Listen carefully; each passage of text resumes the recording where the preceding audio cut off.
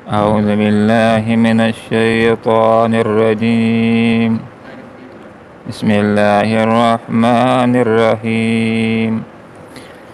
سيقولون ثلاثة رابعهم كلبهم ويقولون خمسة سادسهم كلبهم رجما بالغيب ويقولون سبعة وثامنهم كلبهم قل ربي أعلم بعدتهم ما يعلمهم إلا قليل فلا تمار فيهم إلا مراء ظاهرا ولا تستفت فيهم منهم أحدا. صدق الله العظيم. سبحانك لا علم لنا إلا ما علمتنا إنك أنت العليم الحكيم. سيقولون ہن قریب کچھ لوگ کہیں گے، ثلاثتن وہ تین تھے، رابعہم چوتھا ان کا، کلبہم ان کا کتا تھا، ویقولون اور کچھ کہیں گے، خمسۃ اصحاب کاف پانچ تھے، سادسہم چھٹا ان کا، کلبہم ان کا کتا تھا، رجمم بالغیب بے تک کی باتیں ہیں، ویقولون اور کچھ کہیں گے، سبعۃ سات تھے، ثامنہم اور آٹھواں ان کا، کلبہم کتا تھا ان کا، قل کہہ دیجیے ربی میرا رب عالم خوب جانتا ہے، بعدتہم ان کی گنتی کو، ما یعلمہم نہیں جانتا ان کو، الا مگر قلیل تھوڑے لوگ، فلا تمہارے پاس جھگڑا نہ کرو فیہم ان کے بارے میں، الا مگر میرا انظائرہ سرسری، ولا تستفت نہ پوچھو فیہم ان کے بارے میں، منہم ان میں سے احدا کسی ایک سے۔ رسول اکرم صلی اللہ علیہ وسلم کے دور کے لوگوں کا ذکر ہے کہ آپ صلی اللہ علیہ وسلم آپ نے ان کے سامنے جب انہوں نے سوال کیا تھا کہ اصحاب کہف کون ہیں، ان کا قصہ کیا ہے، آپ نے بیان کر دیا، لیکن تعداد نہیں بتلائی ہے، تو اب لوگ کچھ اٹکل پچو کریں گے اور غیر ضروری بحثوں کے اندر الجھنے کی کوشش کریں گے کہ افراد کتنے تھے، ان کے نام کیا تھے، اور ان کا کتا کس رنگ کا تھا، کیا کتا بھی جنت میں جائے گا یا نہیں جائے گا۔ تو بعض بے فائدہ بحثوں کے اندر لوگ الجھنا شروع ہو جاتے ہیں۔ تو بات سمجھائی گئی ہے کہ لوگوں مقصود کے اوپر نظر رکھو۔ اس قصے سے مقصود یہ ہے کہ ایک انسان کو اللہ کے لیے قربانی دینی چاہیے، جیسے اصحاب کہف نے قربانی دی ہے۔ شرک کا معاشرہ ہو، حق کے اوپر انسان کو قائم ہونا چاہیے، جیسے اصحاب کہف نے حق کے اوپر استقامت دکھائی ہے۔ قصے کے اندر مقصودی چیز جو ہے اس کے اوپر نظر رکھو کہ ایک انسان کو اللہ کے لیے ہر طرح کی قربانیاں دینے کے لیے تیار رہنا چاہیے۔ اگر ایمان کے تحفظ کے لیے اللہ کو راضی کرنے کے لیے گھر بار کو چھوڑنا پڑے، قوم قبیلے کو چھوڑنا پڑے، تو اس کے لیے تیار ہو جائے۔ یہ مقصودی باتیں ہیں۔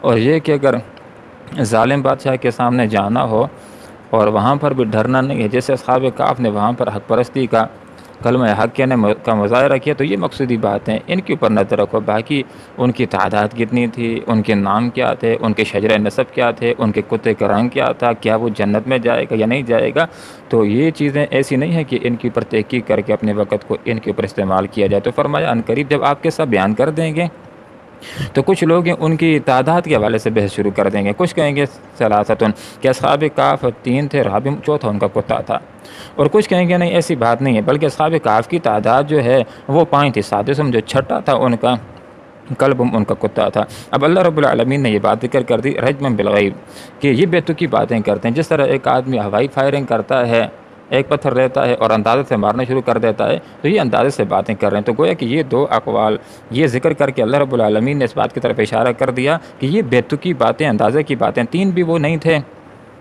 اور وہ پانچ بھی نہیں تھے۔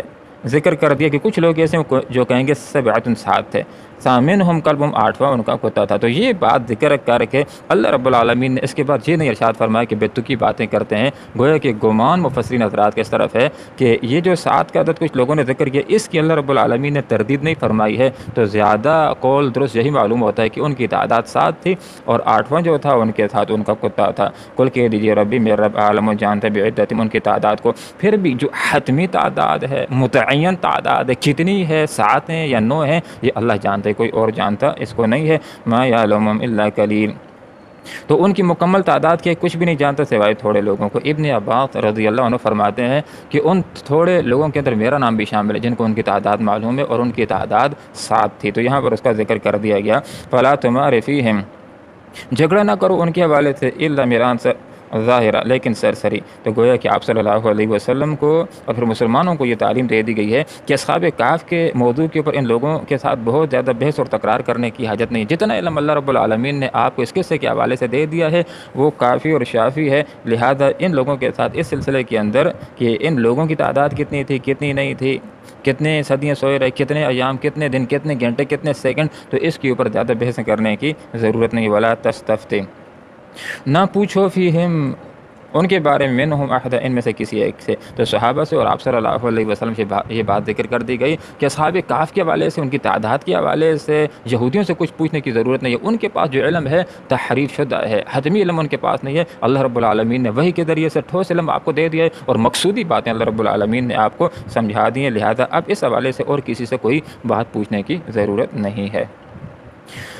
سیقولون، ان قریب کچھ لوگ کہیں گے، ثلاثتن، کہ وہ 3 تھے، رابعہم، چوتھا ان کا کلبم، ان کا کتا تھا، ویقولون، اور کچھ لوگ کہیں گے خمسۃ، وہ 5 تھے، سادسہم، چھٹا ان کا کلبم، ان کا کتا تھا، رجما بالغیب، یہ ساری بے تکی باتیں ہیں۔ ویقولون، اور کچھ کہیں گے سبعۃ، 7 تھے، وثامنہم، اور 8واں ان کا کلبم، ان کا کتا تھا۔ قل کہہ دیجیے ربی، میرا رب عالم خوب جانتے ہیں، بعدتہم، ان کی تعداد کو، ما یعلمون، نہیں جانتے ان کی تعداد کو، الا، مگر قلیل، بہت تھوڑے لوگ۔ فلا، تمہارے پاس جھگڑا نہ کرو، فیہم، ان کے بارے میں، الا، مگر میرا ظاہر، سرسری۔ ولا تستفت، نہ پوچھو، فیہم، ان کے بارے میں، منہم، ان لوگوں سے، احد، ان میں سے کسی ایک سے بھی نہ پوچھو۔